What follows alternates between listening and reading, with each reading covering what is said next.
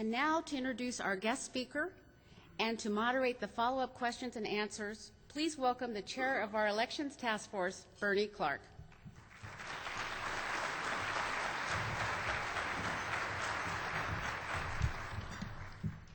Thank you very much, Kim. Seattle number 4 has a long history of providing a forum for candidates in important state and national political races. And this year is certainly no exception. Today we're delighted to welcome Darcy Burner, who is the Democratic candidate for the 8th Congressional District, the seat that is now held by first-term Congressman Dave Reichert. I looked at Darcy's website, and when you look at that website, which I urge you to do, two things are very apparent. First of all, family is exceedingly important to Darcy. And secondly, politics plays an important role in her life. Her father was an Air Force man, and the family spent time in many Air Force bases around the country. But Darcy tells me that there were two main centers for their life: Nebraska, which is where her mother was from, and Washington State. So the family spent a lot of their time here. They spent a lot of their time at Offutt Air Force Base in Nebraska. And after her father completed his 20-year career in the Air Force, the agreement was that they would move back near her mother's family in Fremont, Nebraska. So Darcy was raised in Fremont, and I didn't talk to her about the Cornhuskers. I'm sure that they played an important role in her life, but politics, I know, in Nebraska is very important to Nebraskans. Darcy was a National Merit Scholar in high school. She went on to Harvard University, worked her way through Harvard, and achieved her Bachelor of Arts degree with a major in computer sciences and economics in 1996. Her professional career has included working for Centerline Software, the University of California at Berkeley, Lotus Development, and Asymmetrics.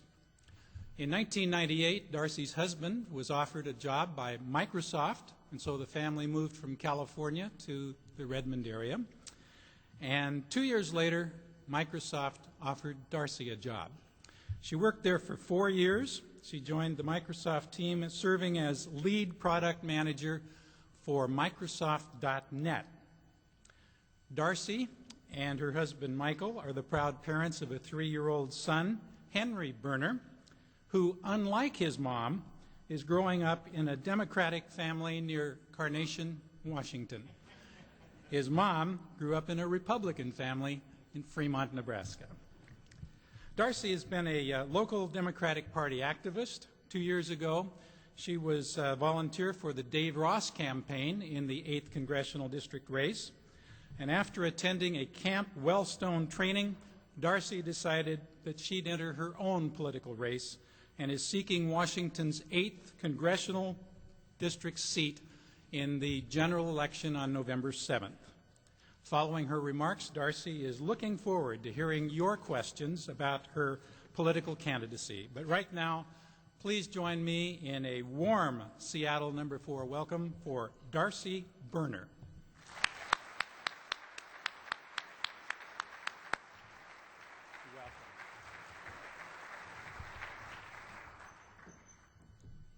Thank you. I'm really honored to be here today and honored to have an opportunity to talk with you about some of the issues that are of great concern, I think, to all of us. I'm running for Congress because I believe our country is headed in the wrong direction and we need to change course. Every time I see the name of another soldier killed in Iraq, I know it's time for us to change course. Every time I talk to a senior citizen who's having to choose between buying the prescription drugs they need and buying food, I know that it's time for us to change course. Every time I talk to a family who can't figure out how they can possibly send their kids to college, I know it's time for us to change course. George Bush is taking this country in the wrong direction, And this Congress and my congressman will never stand up to him, but I will. I did grow up in a Republican household in Nebraska. My dad spent 20 years in the Air Force, followed by another 22 years as a public school teacher. He tried to teach his 5 children a couple of really basic things. First, you have an obligation to work hard. And second, you have an obligation to try to give something back to your community. A very Rotarian idea, really. My siblings and I have done that in some fairly different ways. I have a brother who spent 20 years in the Army with the 101st Airborne in Fort Campbell, Kentucky. He was in the initial invading force in Iraq. When we talk about what's going on in Iraq and Afghanistan, it isn't an abstraction to me, it's personal. It's my brother Jason, it's my friend Phil Svitak, who was one of the first fatalities in Afghanistan and left behind a 3-year-old and a 2-year-old son. The men and women that we are asking to sacrifice on our behalf are real people, and they're my friends and my family and my neighbors. I also have a sister who's a licensed practical nurse, and my youngest brother works as a delivery driver for the Miller Brewing Company, which he says is more public service than I will ever do.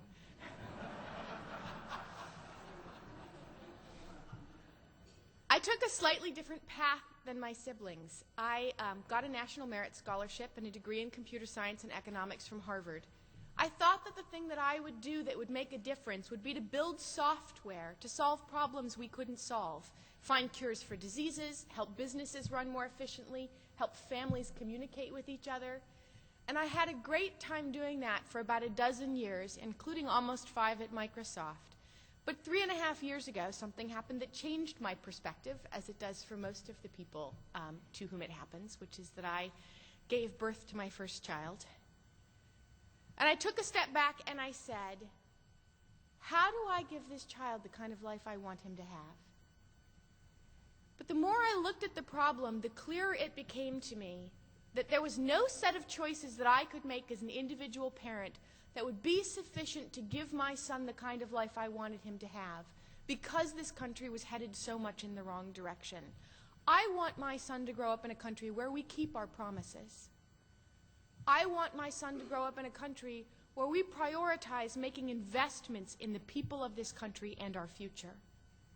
And I want my son to grow up in a country where the Congress serves and answers to the people of this country, not their party or the president. This Congress is failing to keep its promises to the American people. I told you before that I come from a military family and that those issues are personal to me. When they cut veterans' benefits, that's my family they're hurting, and all of the men and women who have served this country, that we have asked to leave their lives, their jobs, their families on our behalf. And in light of what we are doing right now, it is completely unacceptable to have made the kind of cuts to funding for the Veterans Administration that have made it so that the wait list for a veteran in the greater Seattle area to get a primary care appointment at the local VA hospital is 1,100 people long. We need to keep the promises that we've made to our vets. We need to keep the promises that we've made to our seniors. The people who have earned pensions, the people who have given into the Social Security system deserve the retirement security that we've promised them. And it is a source of real frustration to me to watch as this Congress undermines the basic promises that we've made to them.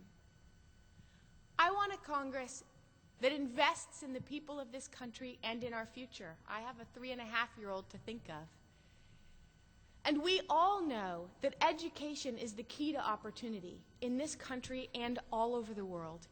And yet, in November, my opponent was the deciding vote on a budget reconciliation bill that slashed funding for education in this country at every level. It slashed funding for Head Start, the early childhood education program, despite the fact that we know that for every dollar we invest in high-quality early childhood education, we get back $14 to $17 return on investment in the form of lower special education costs, higher productivity and taxes paid, lower crime rates, lower incarceration costs. I have to tell you, if I could get back $14 to $17 guaranteed return on investment on a dollar that I invested now, I'd take it in a heartbeat. And yet, they have slashed the funding for that program. At no time since they passed No Child Left Behind in 2001 have they ever funded it fully or to the level that they had promised. And they made the deepest cuts in the history of the student loan program last November. I don't know how a family in Puyallup or Auburn or Sumner or Graham or Buckley sends a kid to college if they can't afford the student loans. I can tell you right now that if it weren't for student loans, I couldn't have gone to college. And it's wrong for us to be making it harder for families to send their kids to college. And I think we need a Congress that will stand up to George Bush and his failed policies in Iraq. We asked our men and women in uniform to go take out a government that we told them was a threat to us, and they did it in less than 3 weeks. We asked them to ensure that there were no weapons of mass destruction that could be a threat to us, and they did that. We asked them to maintain stability while the Iraqis adopted a constitution and elected a new government, and they did that. And at this point, they are sitting over there getting shot at because the Republican leadership and George Bush in Washington, D.C. cannot figure out what their plan is to give Iraq back to the Iraqis and bring our troops home with honor, and that has got to stop. I come out of the business world where accountability and delivering results are everything. And that's the kind of accountability I think we need to take to our government. We should be looking at the results that we are getting and whether the things that we are doing are effective or not. I have to tell you, I'm reasonably confident that if George Bush and this Republican Congress worked at Microsoft, they'd already have been fired. It is time for us to change course. And we change course by changing the Congress, one congressperson at a time. We can have a Congress that is focused on keeping its promises to the American people. We can have a Congress that invests in the people of this country and in our future. And we can have a Congress that is focused on answering to the American people, not their party or their president. That's the kind of congressperson I hope to be, and I would be honored to serve as the next member of the United States House of Representatives from Washington's 8th District. And with that, I'm happy to take any questions you might have.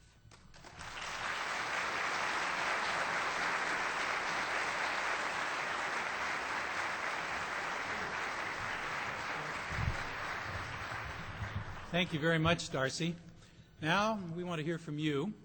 We have Laura Rearman and Todd Sommerfeld carrying microphones. Just raise your hand, they'll come to you, and everyone can hear your question. Who'd like to ask the first question?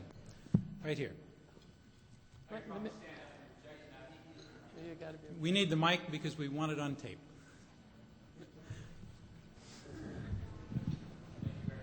What would be your plan to fix Social Security and your ideas on the estate tax?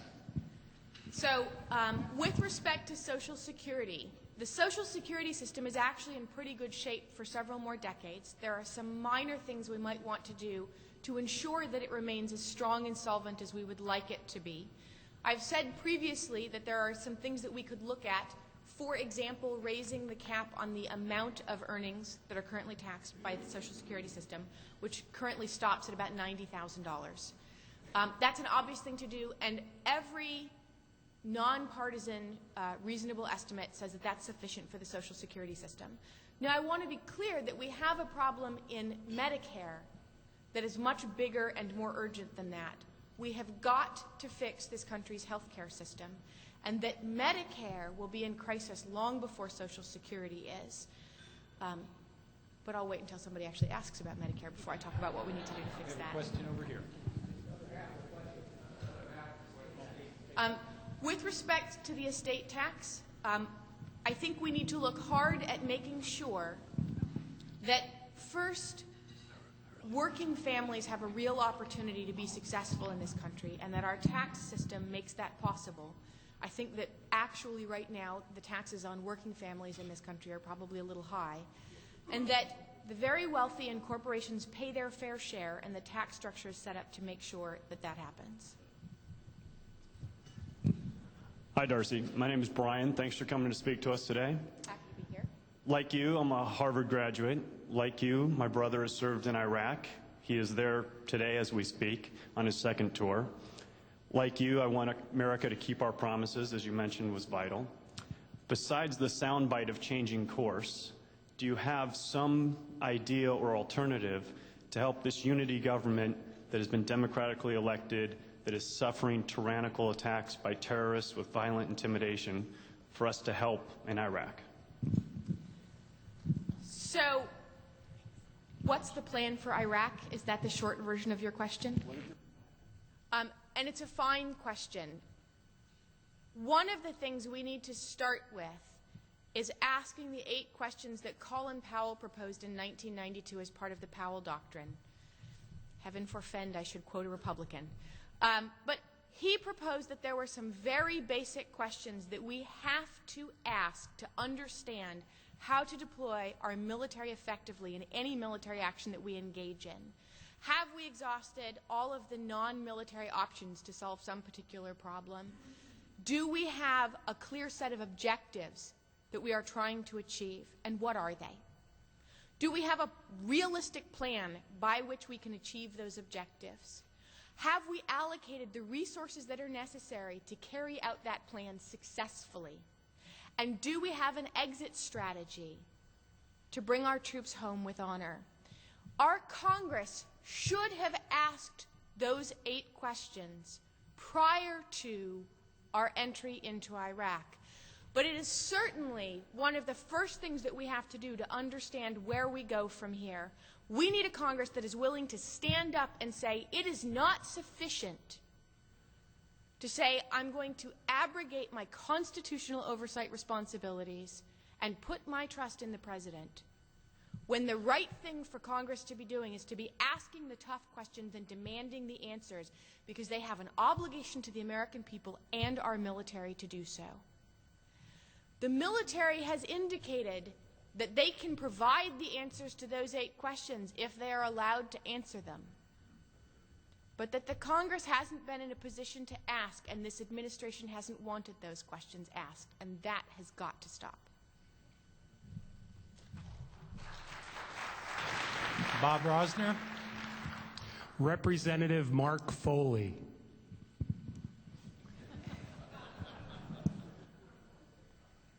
I'm glad he's resigned. I wrote an open letter yesterday to Congressman Reichert.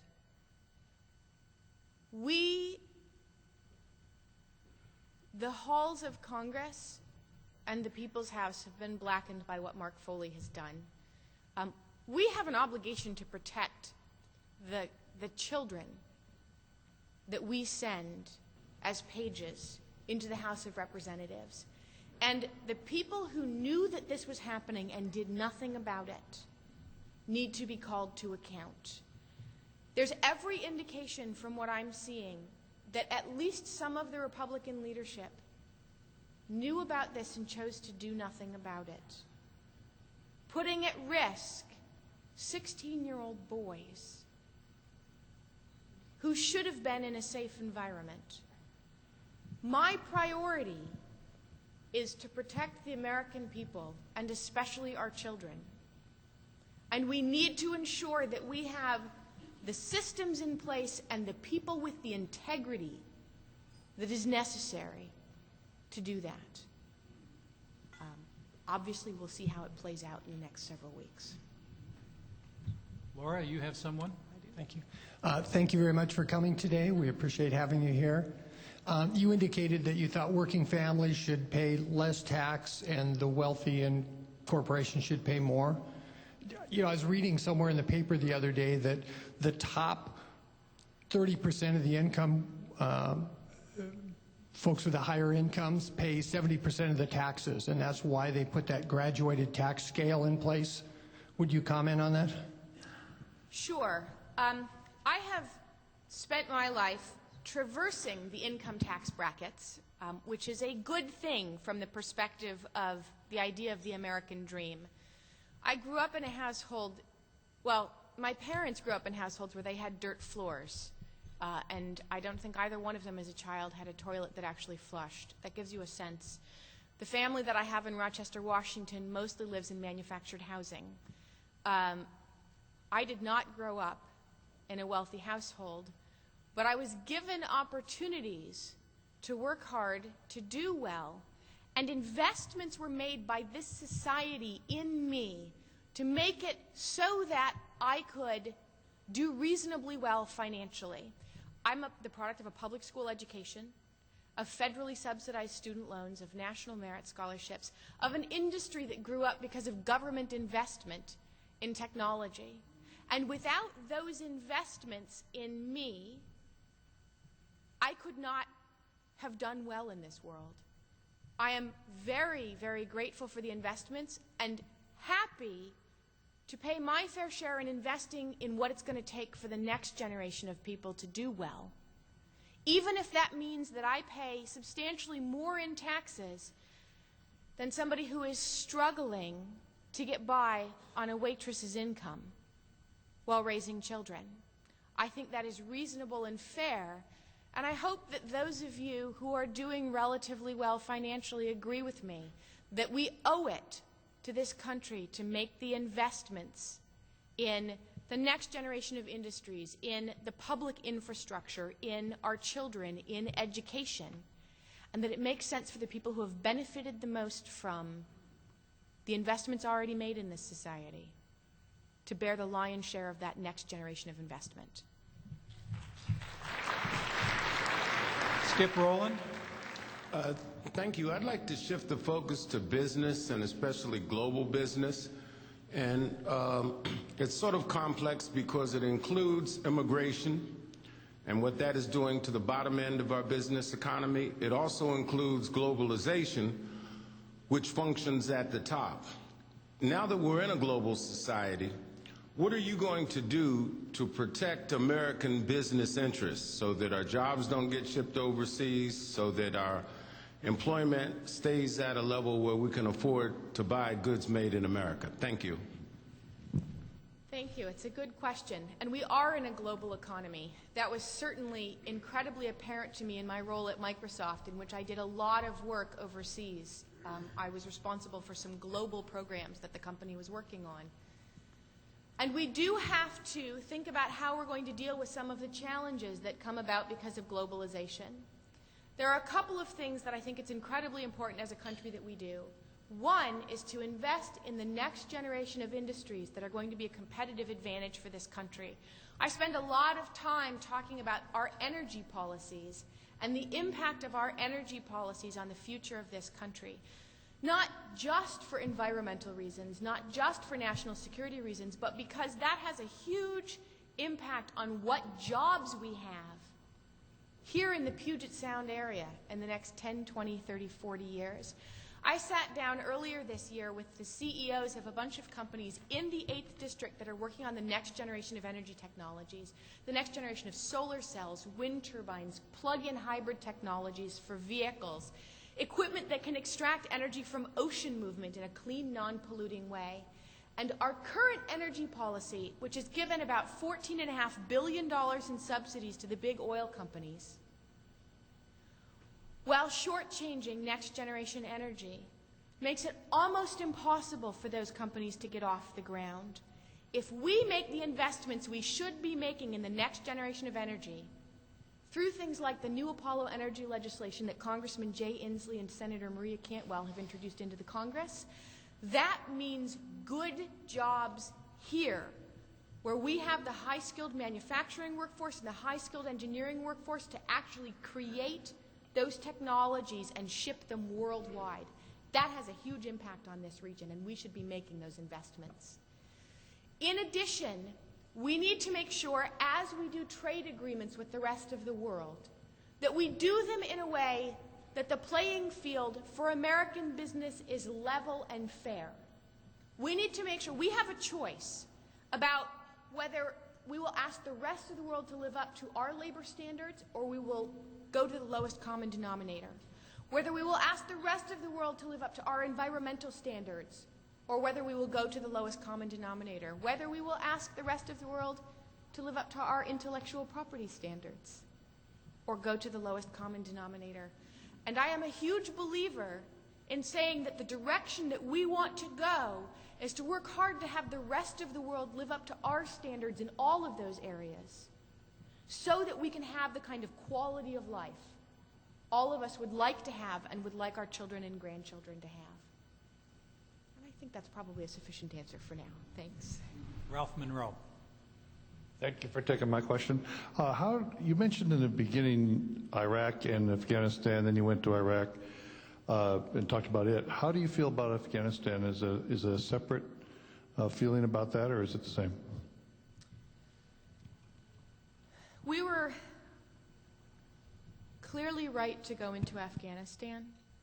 The people who attacked this country on September 11th were there, and that's where the training camps were. It was a huge threat to this country and is an increasing threat to this country. Every intelligence agency that the United States has, all 16 of them, put out a unanimous report saying that we have been distracted by the activity in Iraq from eliminating the real terrorist threat that Afghanistan proposes, that the Taliban is increasing in power, that Al-Qaeda is growing in strength, and that the terrorist threat to this country is increasing. We have got to focus on the real threats to this country, and we have got to act on them. We have not had adequate resources in Afghanistan to deal with the problem there, and that's got to change as well.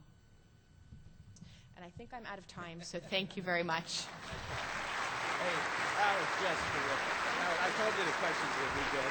Hey, save the easy one for last, too, yeah. She says, thank you, Randy, for saving the easy question for last. Well, thank you, Darcy. That was terrific. Thank you, Bernie. And thanks to all of our program participants today. Stan, you're a hero. And thank you for your enthusiasm for Rotary and your great personal example. I'm trying to raise my son to be an entrepreneur. I'd like to introduce him. And don't forget to greet those prospective members and encourage them to join your committees. And now it's time for Nancy and Kim and David and Laura and Bernie to head for the door so you can be there to collect comments and suggestions from our members on the way out. Which brings me to this week's pretty good rule. Listen carefully. Opportunity often knocks softly, and wisdom sometimes whispers. Next week, we're right back here at the Convention Center for Bill Ayers and a genuine centennial celebration. You won't want to miss it. We are adjourned.